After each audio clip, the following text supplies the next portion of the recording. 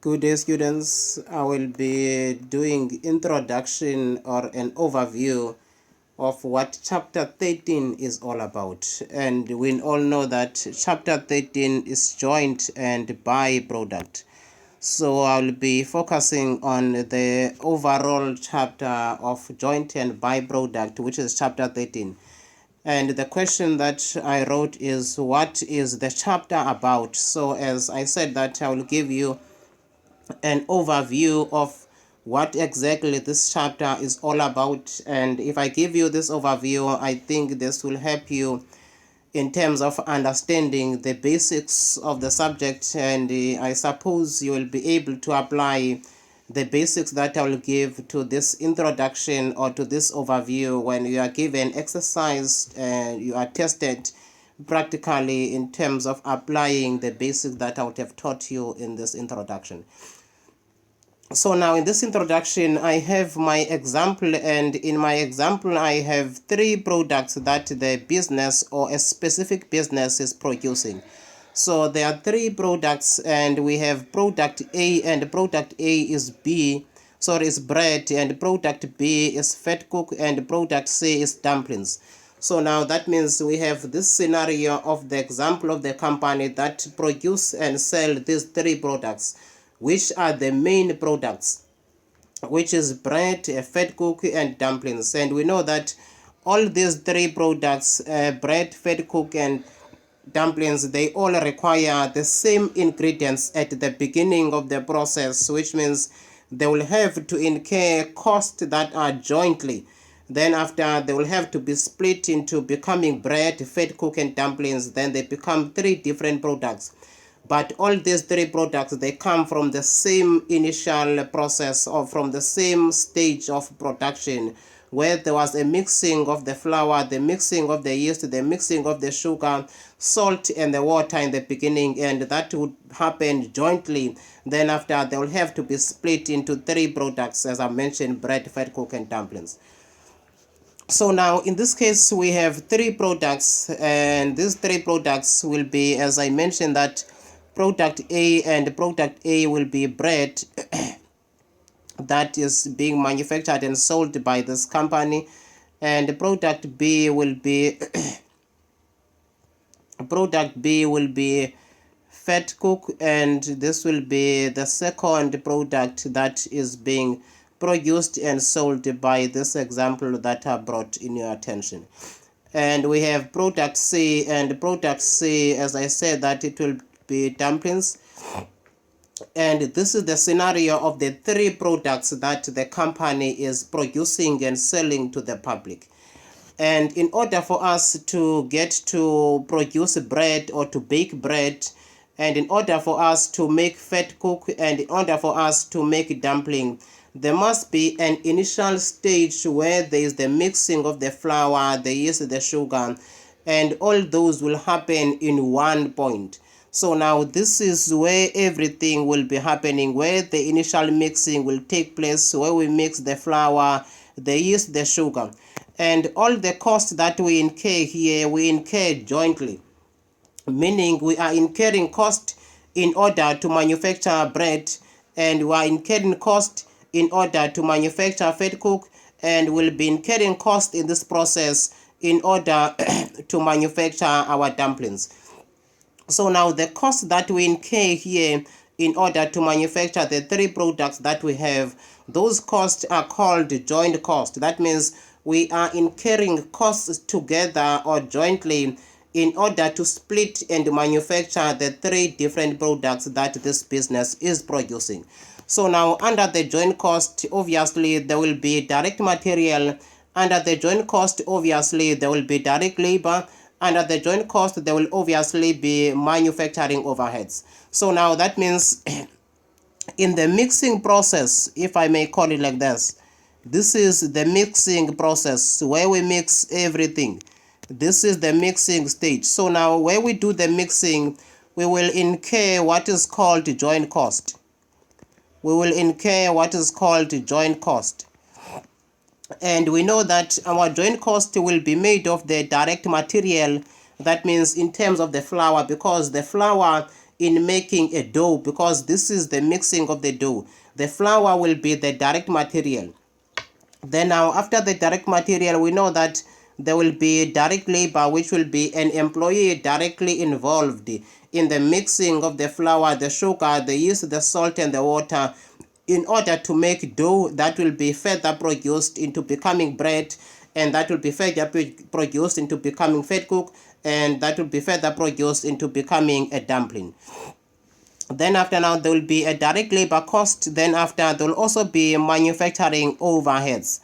And now we can say that our direct material, which will be obviously a flour, because flour will be directly related as material to the production of the, or in the making of the dough. So now let us just say we have direct material, which will be flour of 300, the full flour as 12.5 kgs or 12 kgs.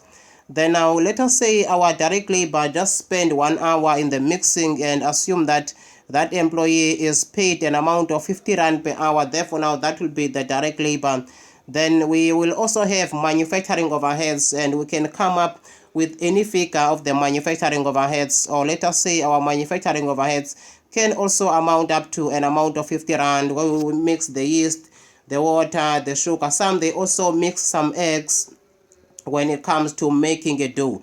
And remember, this will be a dough. This is a dough that we are making here. We are mixing a dough.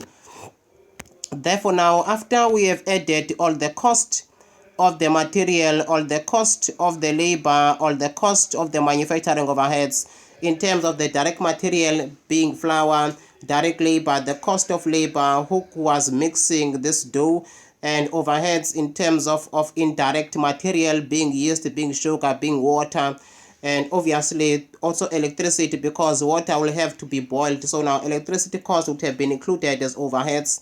Therefore now that will mean this will give us an amount of total of 400 rands. So now the 400 rands will be what is called joint cost. The 400 rand will be what is called joint cost. Therefore now the joint cost that would have been incurred in the mixing of flour, sugar, yeast, water, and the labor cost and the overhead cost, it will amount to 400. So now this is where the initial stage is taking place. And when the preparation of the dough is done, which is the mixing, and we are incurring all the cost jointly together. Therefore now when this stage is done, we go to the second stage, where we take the dough and we transfer the dough into becoming the bread. We transfer the dough into becoming the bread. So now we know that a dough and the bread are two different products.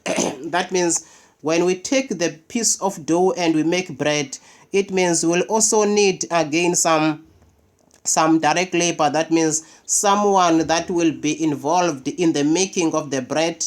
So now there might be some direct labor cost, perhaps of the same 50 rand if it takes 1 hour to make a bread. And there will not be manufacturing, there will not be direct labor, there will not be direct material, because material was already mixed in the mixing department. Then after, there will also be some manufacturing overheads. Let us say our manufacturing overheads, they also amount to an amount of 50 rand. So now that will mean a total of 100 rand of the cost in order to make bread will be 100 rand. So now that means we have mixed in the beginning all the flour, the yeast, the sugar, and we are transferring that into becoming bread. And in order for it to become bread, we have to add 100 rand of the cost. And that 100 rand of the cost will be what is called further processing cost, because now we are further processing the dough into becoming the bread. So now that will be the so-called further processing cost.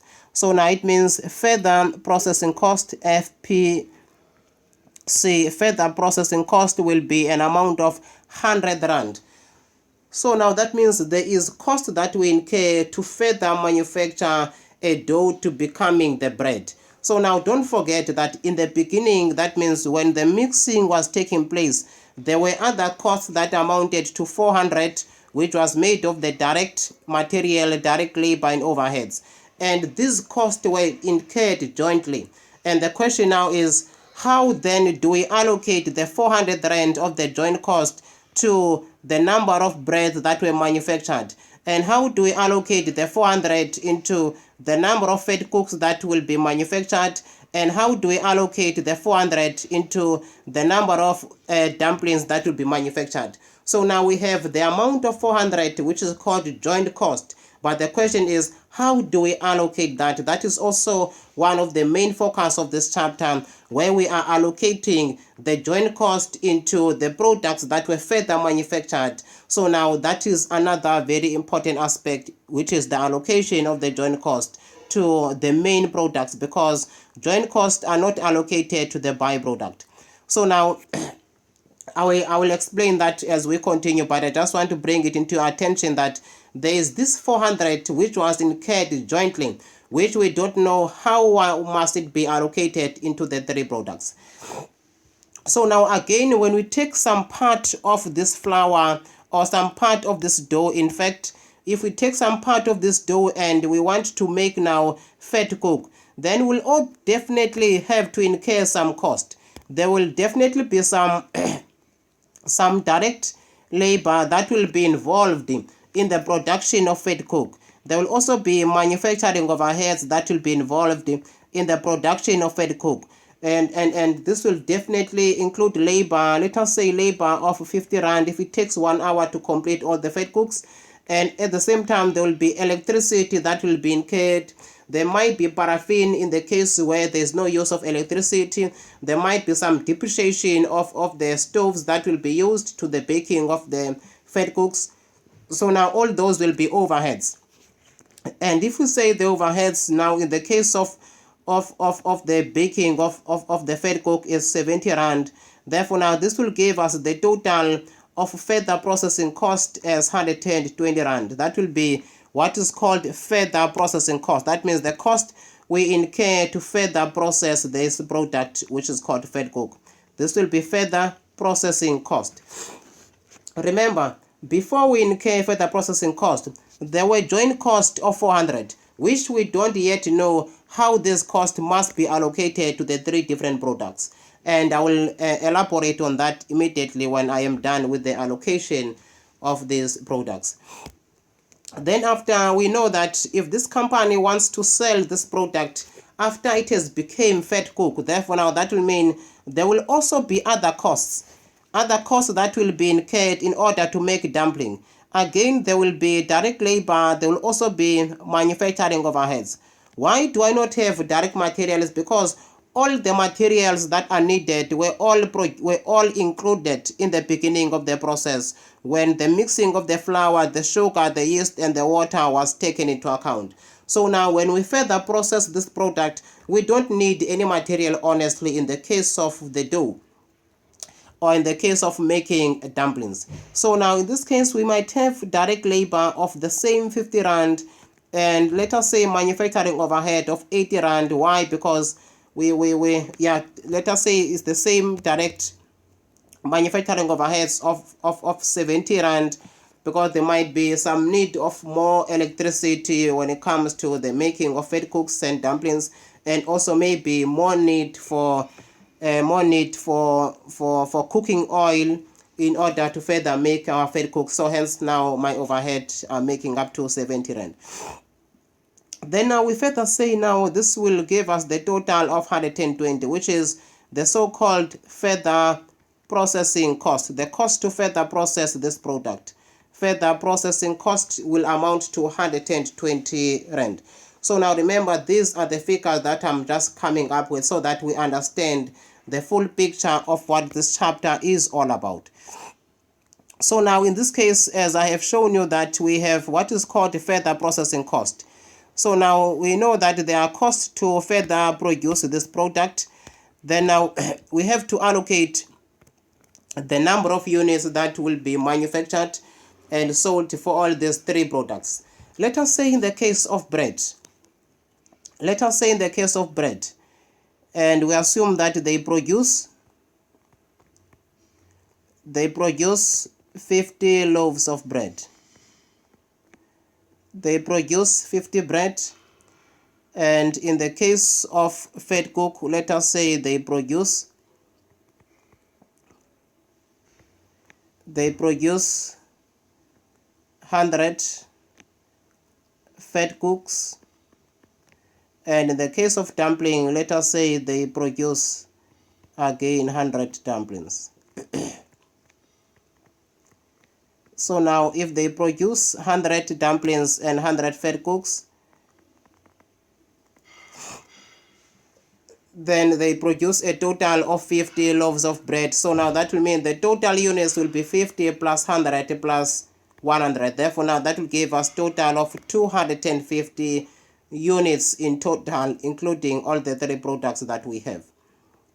So now this is the basics in terms of how normally the joint cost takes place. And secondly, now the very important aspect again when it comes to the chapter of joint cost is the fact that the company can decide to sell the bread, in the case of the bread, at this point when they are splitting the dough into becoming bread, and when they are splitting in this point when they are splitting the dough into becoming fed cook, and in this point when they are splitting the dough into becoming dumpling.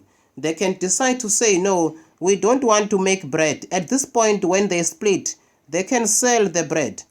That means they can be selling price of the bread immediately at split off, which is the selling price at split off. They can decide to sell pieces of dough which is equal to or equivalent to the size of the bread. They can sell the bread which is selling price at split off. They can split the dough and immediately sell that at split off. They can sell that, and if they sell the raw dough before it becomes bread, then obviously it won't be too much amount. Maybe they can sell that for maybe 8 rand because it's not yet prepared to become bread. Then after, if they want, they can split and say, we don't want to make fed cook. At the point of splitting this product, we decide to say, no, we will sell this product immediately before it becomes fed cook.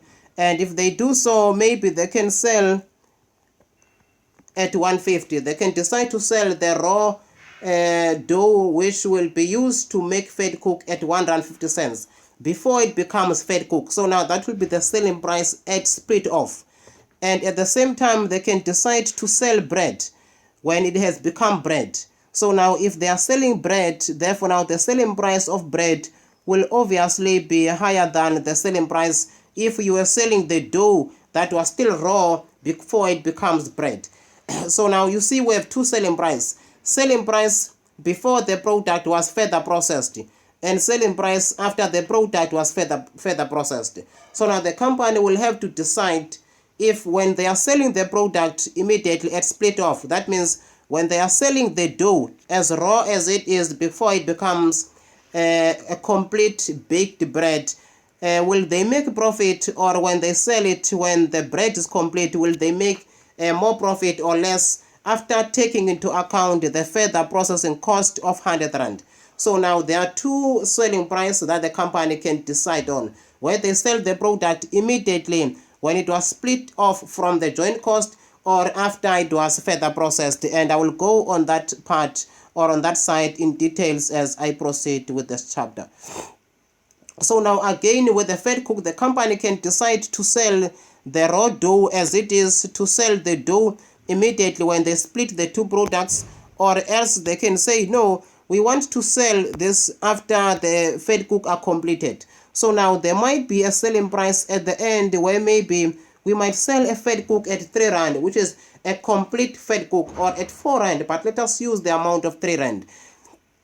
So now if they sell a raw dough which is prepared or ready to make a fed cook, then that will be selling price at split off of 150 cents. So now again, there is an opportunity for the company either to sell this product after they split them off, or they can sell them after the products have been further processed, and the company will definitely have incurred further processing cost.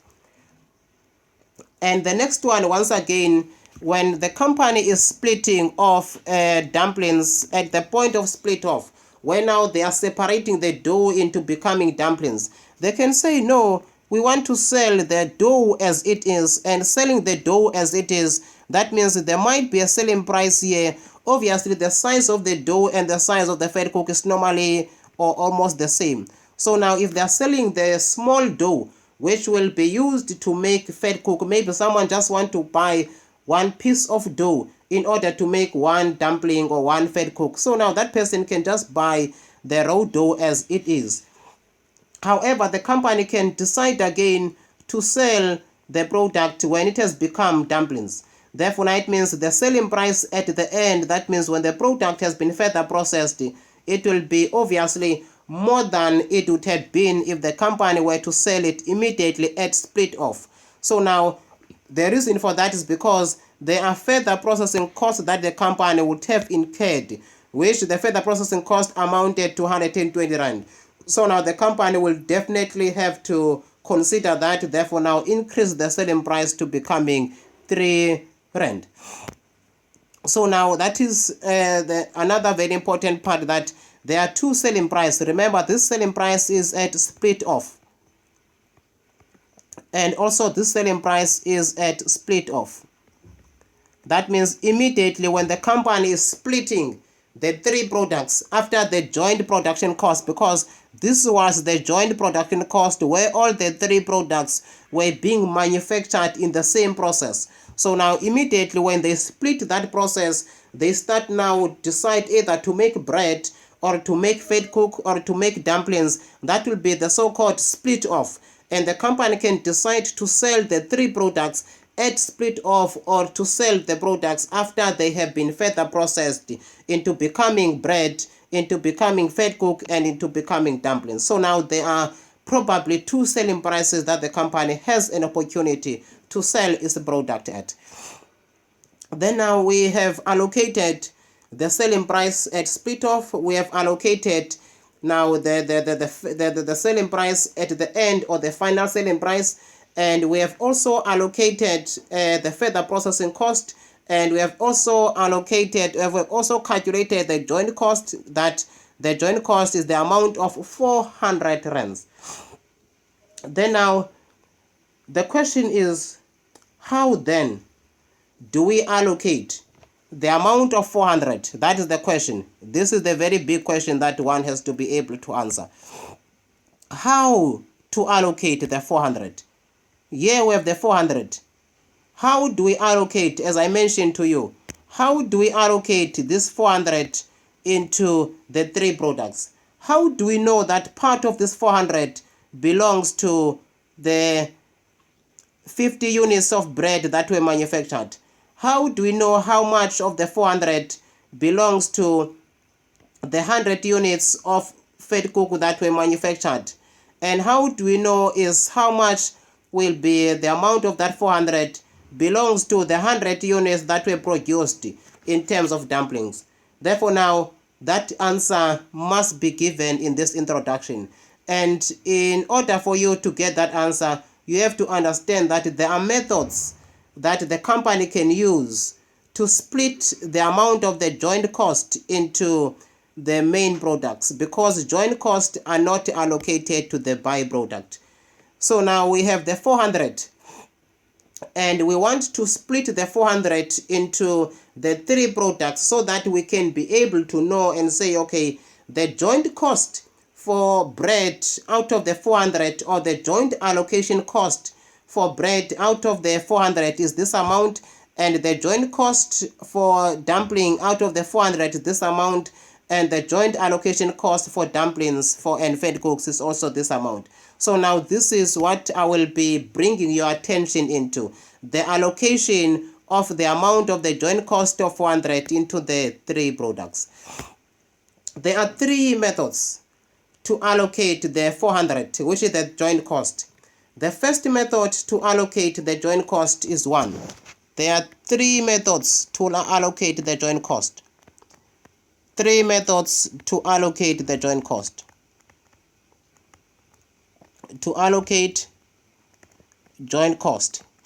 And I will start with the first method, which is called net realizable value. Net realizable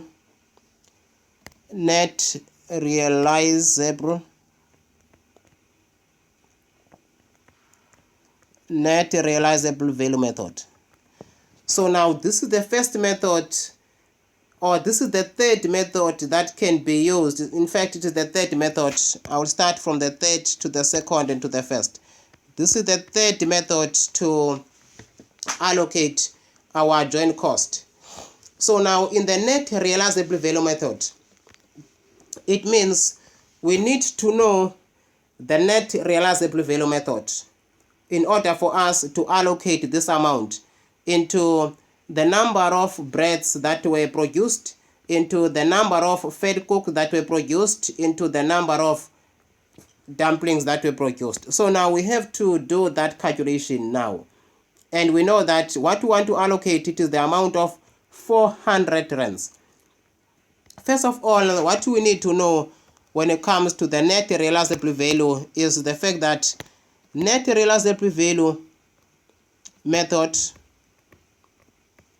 just an abbreviation, net realizable value is equal to sales value minus further processing cost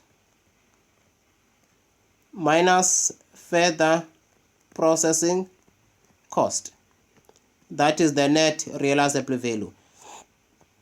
And our sales value is based on units sold. Our sales value is based on units sold. Is based on units manufactured, It's based on units manufactured. Based on units produced or manufactured. Not on units sold. And it is also based on the final selling price.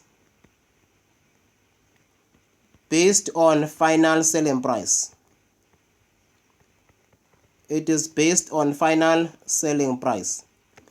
That is what you need to take into account when it comes to the sales value. It is based on units produced and also based on final selling price. And if you look at our scenario, the units that were produced for bread, it was 50 units. Produced 50 breads and produced 100 fed cooks and produced 100 dumplings. So now that means we have to take the number of units that would have been manufactured. And I also said that the net realizable value is based on final selling price. That is the main word, final selling price. And we know that our final selling price is the final selling price after the product was further produced. And our final selling price for bread, I said selling price for bread obviously will be 15 rand. Remember, there was selling price at split off. This is not the final selling price. And the 150 is also not the final selling price. And the 150 is not the final selling price. It's the selling price at split off. So now this is the final selling price. This is the final selling price.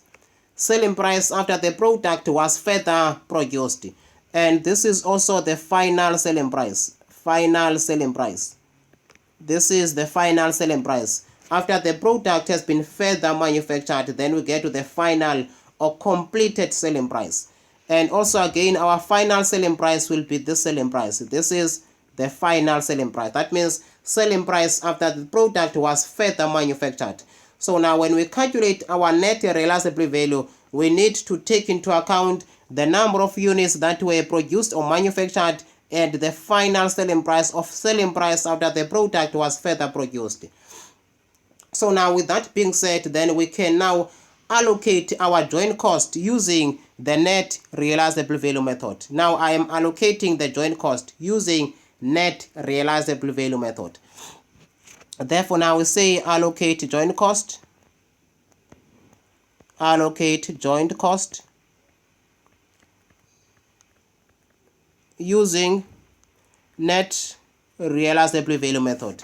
First, I need to know that I have three products, product A, product B, and product C. and I need to know the units that were produced. Why units produced? Because this method is based on units produced. I need to know units that were produced. I need to know units that were produced, and units that were produced in bread, we had 550 units, and we had 100 units, and we had 100 units, which is product dumpling. So now if we know the units that were produced, therefore now we need to know the selling price after the 3 products were further manufactured. So now if that is the case, we need the final selling price, which is 15 Rand and 3 Rand and 3 Rand. So now this will be final selling price. We need our final selling price. Final selling price. And our final selling price for bread was 15 Rand. Assuming that the bread will be sold for 15 Rand, there was 15 Rand. Where we are selling the actual product, which is bread, then it will be 15 Rand, and here it will be 3 Rand, and here it will be 3 Rand, because the final selling price for dumpling and fed cook, I made it to be the same amount, which is final selling price of 3 Rand and final selling price of another 3 Rand. Then now I have to go to the second part, and the second part now is to get the amount, which is the sales value, because I said to you that sales value or market sales value is based on units produced and final selling price. So now if I have the units produced and the final selling price, I can multiply the two in order to get to the sales value. Then my sales value, I have to minus my further processing cost in order to get to the net realizable value. So now the sales value or market sales value will be the total of the 50 bread times by 15 Rand, and this will give me 750 rands. This will give me 750 rands. Therefore now if we get 750, then that will mean we also have to say 100 times by 3, and this will give us a total of 300. This will give us a total of 300, and 100 also times by 3 will give us 300 rands. And if this is 300 rands, therefore now it will be 600 plus 750, and this will give us 1,350 at the bottom if you want to add the total, but that total is not important at this point. Then now we need to subtract our further processing cost. Don't forget that.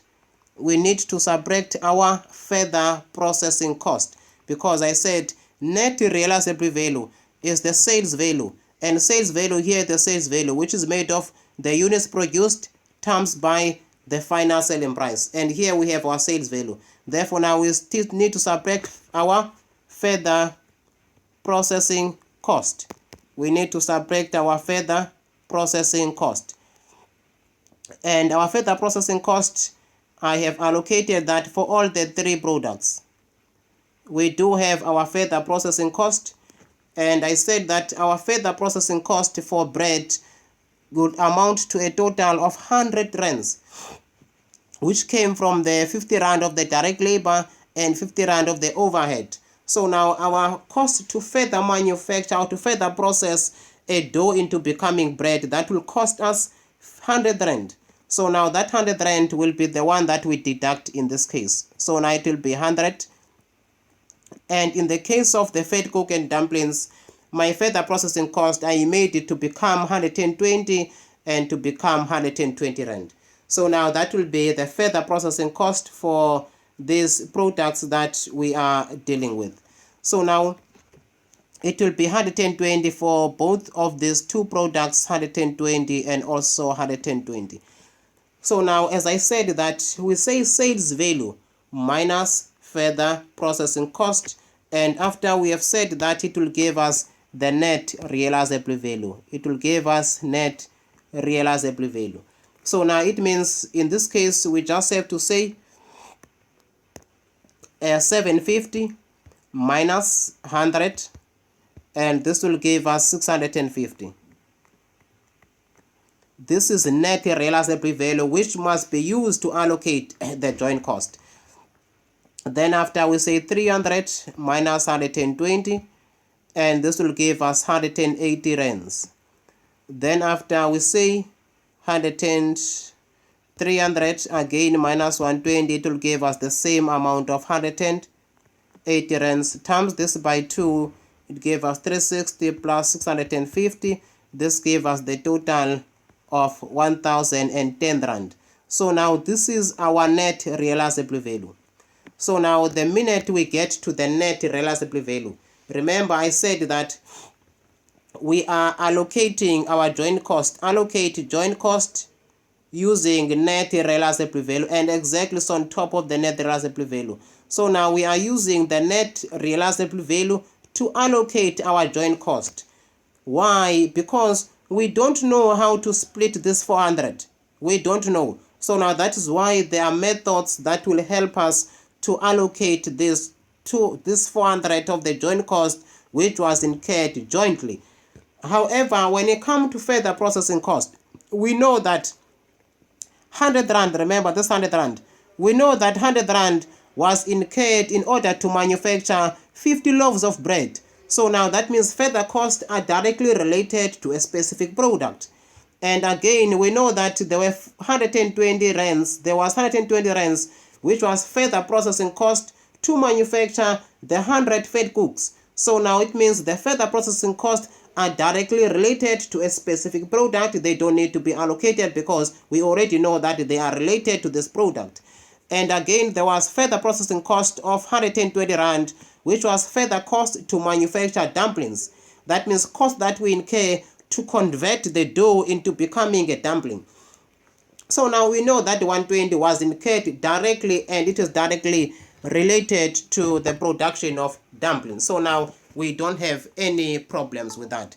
But the question is, how then do we allocate this 400? That is where now this chapter brings us into the allocation of this joint cost using the net realizable value method.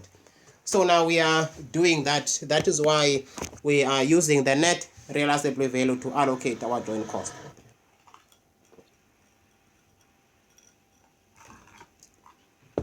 So now it means this amount of 400 is the one that must be allocated in this case.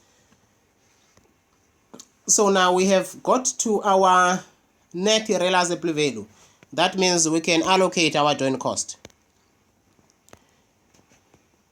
Joint cost allocated.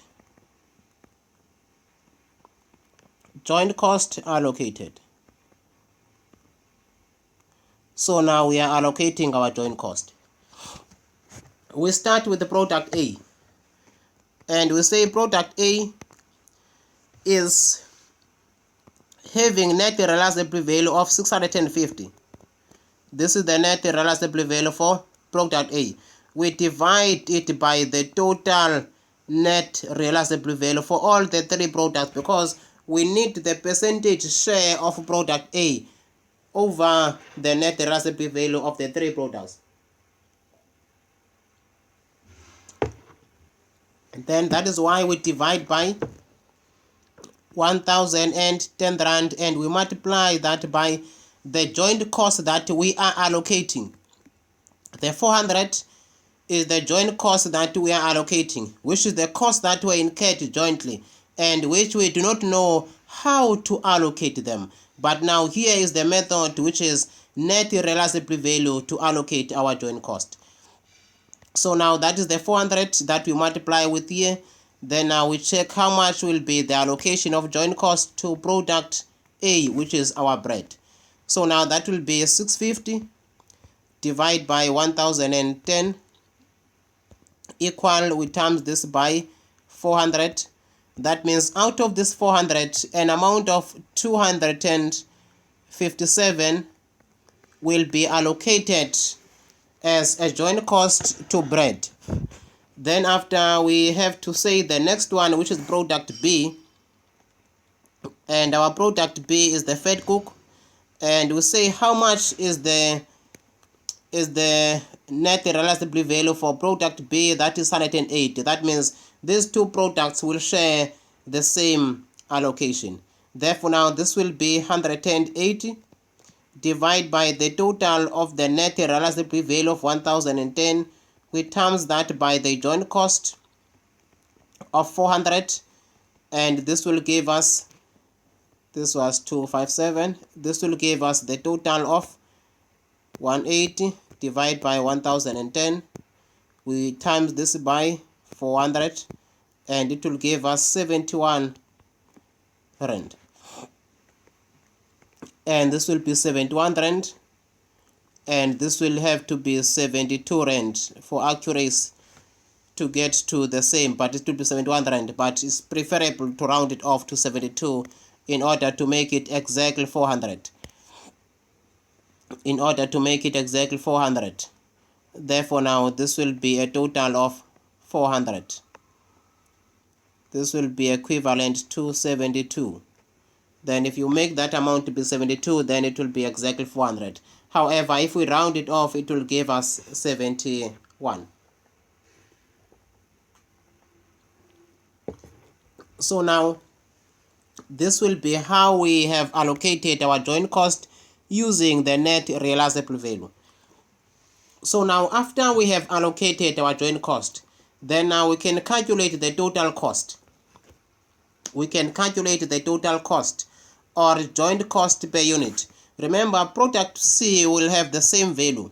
If you wonder why I did not do product C, product C will have the same value because the net realizable value is the same, and we divide by the same 1010, and we multiply this by the same 400, then this will give us the same 71. So now with that will mean that we get to the same 71 and 257 for the bread, which is product A. So now, after we have allocated this, then we need to know how much is the total cost. That is very important. How much is the total cost? Then now, if you want to know the total cost for all the products, if you want to know the total cost for all the product is equal to joint cost plus further processing cost for all the three products, product A, product B, and product C. That is very important. So now the joint cost for product A, we know that it is 257, here we have 71, and here we have 71. And further processing cost, we know that here we have allocated our further processing cost to be an amount of 100 rands. There was further processing cost of 100 rand, and we have allocated 120 as further processing cost, and we have allocated 120 as further processing cost. There is 120 for further processing cost. So now, if we need to know the total cost, it will give us 100, 120, and 120. So now this will be our total production cost. This will be our total production cost. Then our total cost will be 310.57. Then after, we have to say 120 plus 71, which will be 191, and this will also be 191. So now this is how you will be calculating total cost or total product cost. That will be our total product cost. And remember, this is in rands. This is not the units. 357. So now, if we need our cost per unit, if we need our total cost per unit, our total cost per unit, because you will always be required to calculate your cost per unit for all the three products, which is A, B, and C. If we need our product cost, it will be joint cost per unit. It will be joint cost per unit. Then now we have to say our joint cost, remember it was 257, 71, and 71. So now if we need joint cost, we have to say 257 rands to manufacture 50 loaves of bread. Because I said in the case of the loaves of bread, the company would have produced 50 loaves of breads. Therefore now if that is 50 loaves of bread, then we say the cost divided by the number of breads, that will give us 5 rand 14 cents. That is the joint cost per unit. Then after that will also mean that 71 divided by 100 will be the joint cost per unit, because only 100 units were manufactured in terms of the fed cook and 100 units that were manufactured in terms of the dumpling. So now we just have to divide that. It will give us the same 71 cents and the same 71 cents. That will give us joint cost per unit if you are required to calculate the joint cost per unit using the net realizable value method to allocate our joint cost. Then after we have to say plus further processing cost per unit. Plus further processing cost per unit. And we know that our further processing cost was 100 rand for bread, 120 for fed cook, and 120 for dumplings. And I did show you that to further manufacture bread, it will cost the business 100 rand, and it will further cost the business 120 to manufacture 100 units of fed cook, and 120 to further manufacture 100 units of dumpling. So now because of that, therefore now that will mean we have to divide by the number of units. It will be 100 rand divided by 50 loaves of bread, and this will give us 2 rand for bread, and it will be 120 divided by 100, and this will give us 1.2. So now this will be what is called product cost per unit. Product cost per unit. That means the cost to manufacture one bread and the cost to manufacture one fed cook and one dumpling. In this case, it will give us 7 rand 14 cents. Then this will give us 1 rand 20 cents plus 0.71, which will be 1 rand 91 cents.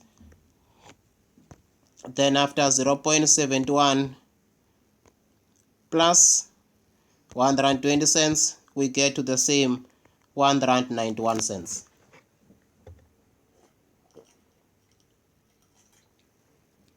So now this will be our product cost per unit. So now this is also another very important information. And the reason why I'm doing that is because all these questions get to be asked in the exam. And I'm bringing this scenario so that you understand this whole chapter, if what is it all about. So now the question is, the question is now, okay, we have allocated everything, and we have the two selling price that I said take them into account.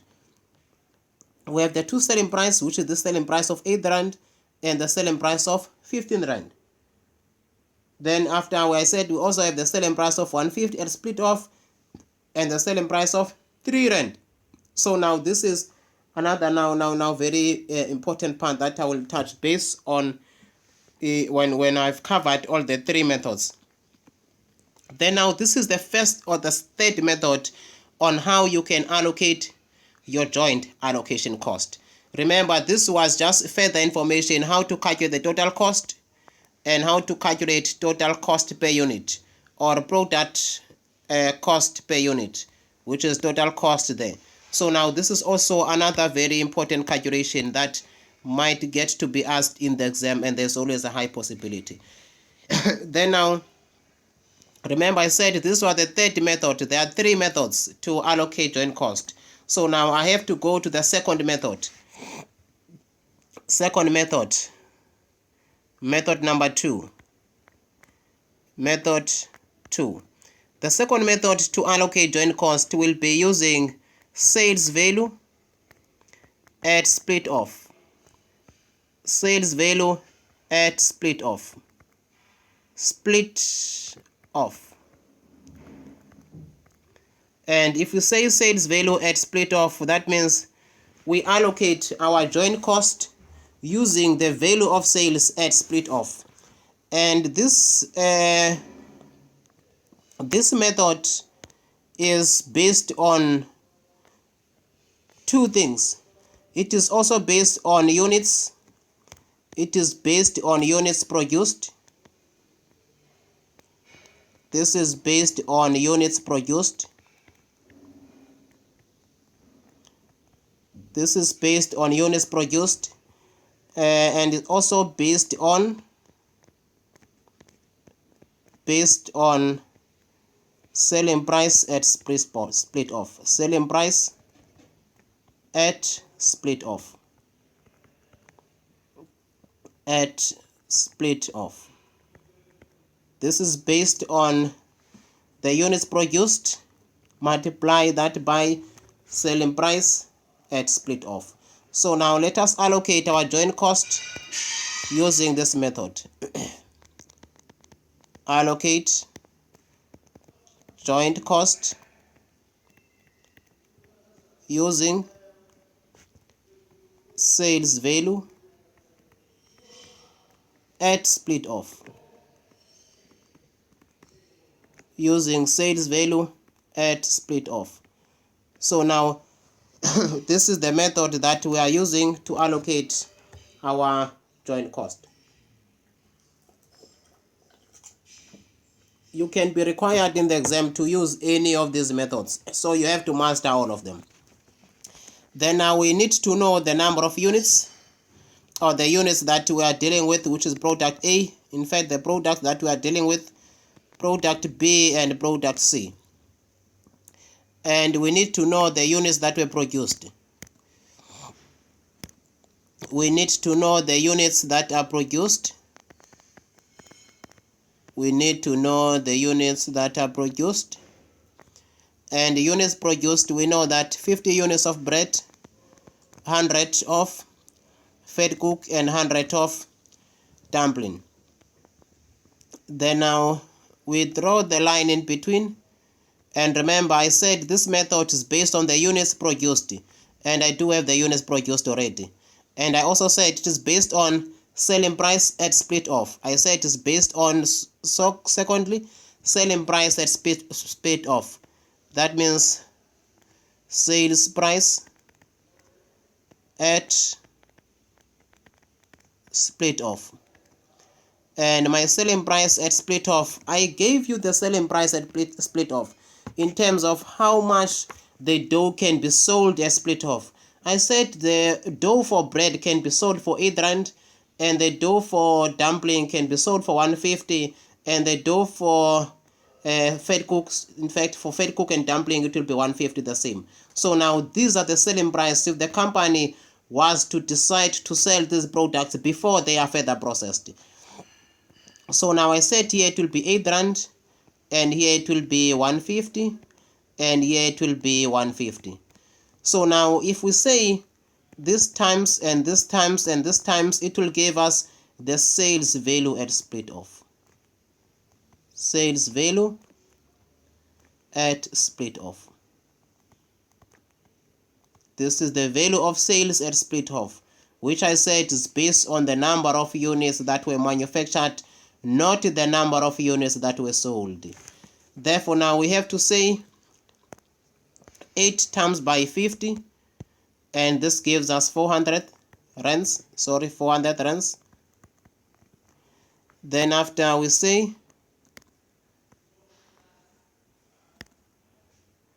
150 times by 100,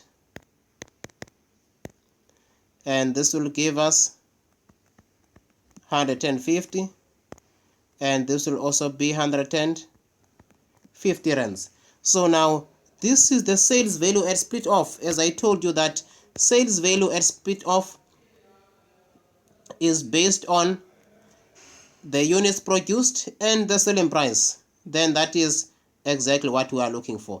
Therefore now we will be allocating our joint cost using the sales value at split off, and the total here will be 700 rands. So now if you are required to allocate joint cost using sales value at split off, this is how you do. Then after we say joint cost allocated. So now we are allocating the joint cost here. Then now when we do that, we say, okay, for product A, how much the sales value at split off? The sales value at split off is 400. Here is the 400. Then we divide by the total sales value at split off, which is 700. Then we multiply by the joint cost. Remember, we are allocating the same amount of joint cost, which is 400. We are allocating the same 400 but using a different method, which is sales value at split off. So now, as I said, you can be asked to allocate your joint cost using any of the given methods. Therefore now we are allocating the same 400 using the second method, which is sales value at split off, which will be 400 divided by 700, and we have to times this by 400, and it will give us 229 rands. It will be 229 rands. The second one, which is product number B, will be 150 divided by 700. Then we times by the joint costs that are being allocated. Therefore now this will be 150 divided by 700, and we multiply this by 400. This will give us 86 rands. Then it will be 86 rand, and it will also be 86 rands because all these two are the same, which is product C, the same 150 of sales value at split off divided by 700, and we multiply this by 400. Therefore now this will give us the same 86 rand. Just to confirm, 150 divided by 700 times this by 400, we get to the same 86 rands. So now this will be how to allocate the joint cost using the sales value at split off method, and the total of the joint cost that we have allocating was a total of 400 rands. So now that is why we have to bring it to the same 400 at the bottom. You'll always be instructed how to round off, or to how many decimals must you round off. So now this is another very important method on how to allocate your joint cost. Then the last method is a very easy method. And the last method, which is method number 1. Method number 1, which is how you allocate your joint cost. Method number 1. Method 1. We know that the second method, or the first method, is physical method, or physical units method. Physical units method is based on the physical units, as it says that. Very easy method, based on physical units. Based on physical units, or based on units produced, to be specific. Based on units produced or manufactured. Not sold, based on units produced. So now let us allocate our joint cost using the physical units now that were produced.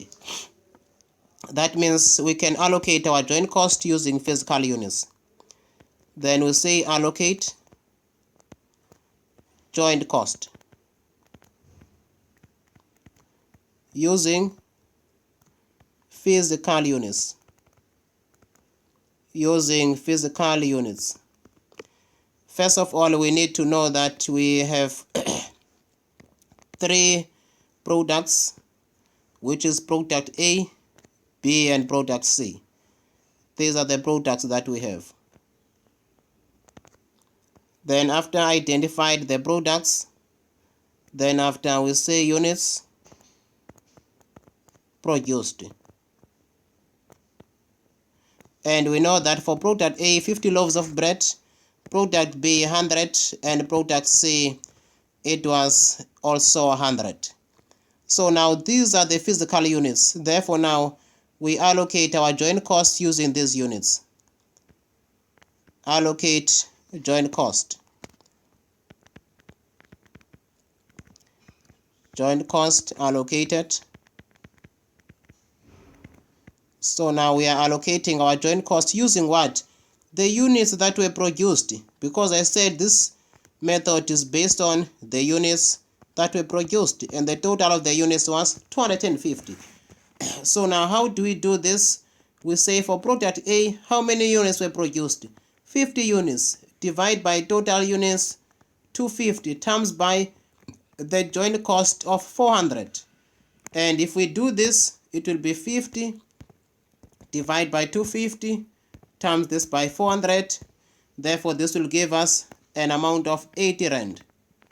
This is how we'll allocate our joint cost using the physical method for bread. And product B, which is fed cook, it will be 100 divide by 250 units, which is the total. Then we multiply this by the joint cost of 400. Therefore, now we see how much do we get. It will be 100 divided by 250 equals times that by 400. This will give us 160 rands. And because these two are the same, then it will be 160, and here it will be 160. Therefore, if you calculate your total, surely it will come up to 400 rands. So now this is the very simplest and basic method on how you can allocate the joint cost. Now, after you have known how to allocate the joint cost, another very important part is now the one that I will be tapping into, which is a very critical thinking question for decision-making purposes. Now we have allocated the joint cost using all the methods that are there to allocate the amount of the 400 which was incurred jointly to manufacture 50 loaves of bread, to manufacture 100 fed cooks, and to manufacture 100 dumplings. So now, after we have done all of that, then we go to the next stage, which I suppose will be the last part that I will be explaining now. And after I have explained this, I think I will be done. After I've explained this, I will be done. So now the next part is the choice or the opportunity or the choice of the company to decide either a product must be manufactured further or a product can be sold at split off. As I told you in the beginning that the company has the opportunity to sell the product at 8 rand in terms of the bread. That means the company can decide to sell the dough as raw as it is for 8 rand, or else it can further process the bread and incur the 100 rand, then sell that bread at the price of 15 rand. So now we have the selling price at split off, and there's also that final selling price. And I also said that the company can sell a small piece of a dough that is equivalent into making a fed cook at 150 rand, or else they can sell a completed fed cook at 3 rand. So now there are two selling price again. And I said the company can decide to sell a small piece of dough which is ready, or which is a small dough to make dumpling at 150, or else they can sell a final or a completed dumpling at 3 rand. So now there are two opportunities that the company has in place in order to sell its product, either at split off before the product is further produced, or else when after the product has been produced further. So now the question is, how then the company decides on that? I just want to open this part so that I work with what I can see. In the case of bread, if we want to decide either to produce bread further or to sell the bread, the raw dough at 8 rand, we need to know that if we are selling at this price, are we going to make a profit? Or if we are selling at this price, are we going to make a profit? Then the answer is, if we are making a profit here, then we must sell it after it was further processed. So now if you look at this, it means if the company sells the bread when it has become bread, it will sell it at 15 rand. However, if it would have sold a raw dough, that means dough as raw as it is before it was further processed, it will sell it at 8 rand. So now there will be a difference in profit. That means the company will make more profit if it sells it at 15 rand than if it sells it at 8 rand. So now that means we have to say increase in profit, increase in profit, or increase in revenue, in fact, increase in income or revenue. And that increased income will be the difference between 15 rand and 8 rand. So now when you say 15 rand minus 8 rand, that will give you an overview of either the company will make a profit here or not. When you say 15 rand minus 8 rand, you see that there is an increase in income by 7 rand if the company decides to sell this product when it has been further processed. However, we need not to forget that there is what is called further processing cost. There was further processing cost, and further processing cost for bread, I said that it will be 100 rands. I had said that further processing cost will amount to 100 rand. There was further processing cost. So now we need to know further processing cost per unit. And I said further processing cost per unit will be further processing cost divided by the number of units that were manufactured. And I calculated that, and it should have given us an amount of 2 rand. There was further processing cost for product A, which is bread, which was 2 rand. I can still calculate it even in this case, where we say our further processing cost will be 100 divided by 50 loaves of bread. That will give us 2 rand per unit. So now that means our further processing cost will amount to 2 rand. Therefore, now we subtract that and we see if the company still makes the profit or not. In this case, there is still a profit, because the increase in income of 7 rand is more than the increase in further processing cost or expense. Therefore, 7 minus 2 will give us a further profit of 5 rand. Therefore, now in this case, you can decide to say the company must continue, or the company must sell bread or product A after it has been further processed. Why? Because they are still making the profit of 5 rand. Then now you can apply the same principle where you compare the increase in profit in the case of the fed cook, and in the case of the fed cook, which is product B, which will be the same. There is also increase in revenue. Increase in revenue. And revenue will increase to 3 rand from 1 rand 50 cents. Because if the company decides to sell fed cook at 150 at split off, then it will sell it for 150 if it sell it at split off. However, if it sell after it was further processed, it will sell that for 3 rand. So now there is an increase in revenue from 150 to 3 rand. That will mean the profit will increase by 150. However, there is further cost. There is further processing cost. There is further processing cost. And further processing cost per unit, we said that it will be 100 divided by, it will be 120 divided by 100 units. And that was 1.2 if I still remember. it was 1 rand 20 cents. And we're still making a profit because 150 minus 1.20 will give us 1.50 minus 1.20, 1.50 minus 1.20, this will give us 30 cents.